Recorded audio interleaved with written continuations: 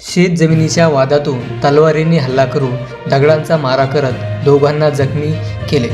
तालुक्यातील पठार भागातील कवठे मलकापूर येथे काल शनिवारी सायंकाळी ही घटना घडली। या प्रकरणी पोलिसांनी 5 जणांविरुद्ध गुन्हा दाखल केला आहे। याबाबत समजलेली माहिती अशी की सुरेश लहानू गंभीरे हे कवठे मलकापूर येथे कुटुंबासह राहत असून शेती व्यवसाय करून कुटुंबाचा उदरनिर्वाह करतात।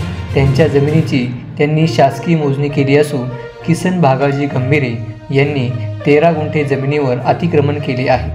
तो ताबा मिळवण्यासाठी न्यायालयात दावा दाखल करण्यात आला आहे। दावा करू नये व कोर्टात भांडण लावू नये म्हणून किसन गंभीरे, सुदाम गंभीरे, तुळशीराम भागाजी गंभीरे व किसनचा मुलगा नारायण यांनी अनेकदा धमकी दिली होती।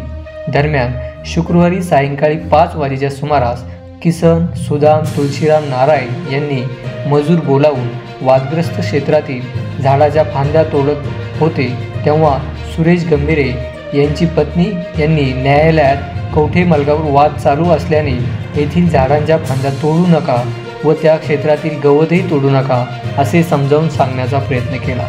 त्यावेळी लपून आणलेल्या 2 तलवारी त्यांनी काढल्या। एक तलवार किसन तर दुसरी तलवार सुदाम यांच्या हातात होती। किसन याच्या पत्नीने सुरेशच्या पत्नीला पकडले व मारहाण करू लागले।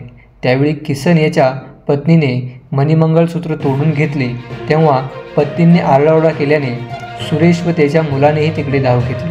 त्यावेळी किसन व सुदामने तलवारीने दोन्ही पायांवर वार केले व दगडाने मारू लागले। याबाबत सुरेश लहानू गंभीरे यांनी घारगाव पोलीस ठाण्यात फिर्याद दाखल केली आहे। त्या फिर्यादीवरून पोलिसांनी किसन गंभीरे, सुदाम भागाजी गंभीरे, तुळशीराम भागाजी गंभीरे, नारायण किसन गंभीरे व आणखी एक महिला आरोपी सर्व राहणार कवठे मलकापूर, तालुका संगमनेर यांच्याविरुद्ध विविध कलमान्वये गुन्हा दाखल करण्यात आला आहे।